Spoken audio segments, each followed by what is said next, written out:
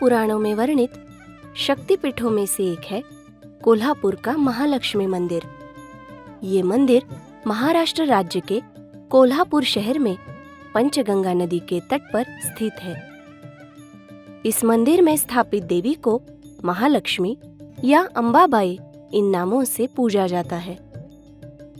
इस स्थान पर देवी का वास्तव कैसे निर्माण हुआ, इसके पीछे भी एक कथा प्रचलित है। आइए सुनते हैं ये कथा। एक समय सप्तऋषि में से एक ऋषि भृगु भगवान विष्णु को भेंट देने वैकुंठ गए, परंतु भगवान विष्णु आराम कर रहे थे, जिस कारण उनका ध्यान ऋषि भृगु की ओर नहीं गया और इस वजह से ऋषि क्रोधित हो गए और क्रोध में आकर उन्होंने भगवान विष्णु पर वार किया। परंतु भगवान विष्णु ने बिना किसी क्रोध के ऋषि भृगु का स्वागत किया और उनके आदरातिथ्य में कोई कमी नहीं रखी। परंतु भगवान विष्णु के ऋषि भृगु की ओर इस व्यवहार को देख माँ लक्ष्मी नाराज हो गई और उन्होंने वैकुंठ छोड़ने का निर्णय लिया।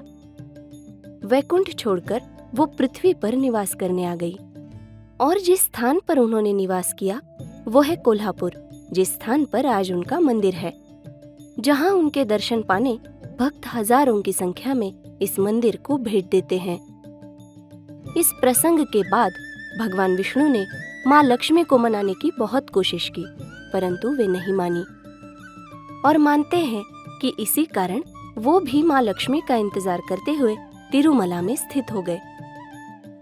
ऐसा भी माना जाता है कि महालक्ष्मी या अंबाबाई के आशीर्वादों के बिना भगवान तिरुपति के दर्शन पूरे नहीं समझे जाते और पौराणिक प्रथा के अनुसार हर साल दशहरा के अवसर पर तिरुपति से माँ अंबाबाई के लिए शालू भेंट में आता है, जिसे माँ अंबाबाई को उसी दौरान अर्पण किया जाता है। कोल्हापुर महाराष्ट्र राज्य का ही एक शहर है, जिसके नाम के पीछे का रहस्य भी इसी कथा के साथ जुड़ा हुआ है। मानते हैं कि पृथ्वी पर कोल्हासुर नामक दानव ने हाहाकार मचाया हुआ था। उससे लोगों की रक्षा करने माँ यहाँ पृथ्वी पर आई। माँ ने कोल्हासुर से लड़ाई कर उसे घुटनों पर लाया और उसी क्षण उसने माँ के सामने एक इच्छा प्रकट की। वो इच्छा ये थी कि इस शहर का नाम उसके नाम से रखा जाए और इसी कारण इस शहर का नाम कोल्हापुर हुआ। महालक्ष्मी की प्रतिमा को अगर देखें तो उनके हाथों में गदा, ढाल, पान पात्र, नींबू आदि देखे जा सकते हैं।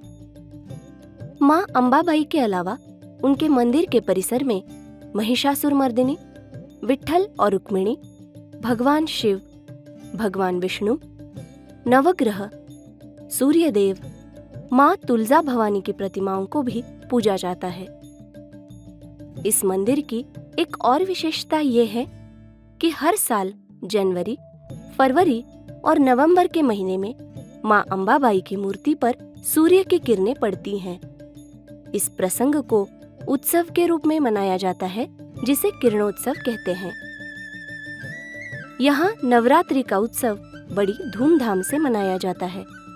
नवरात्रि के 5वें यानी ललिता पंचमी के दिन महालक्ष्मी मंदिर से लेकर टेमलाई मंदिर तक देवी के पालकी का आयोजन किया जाता है।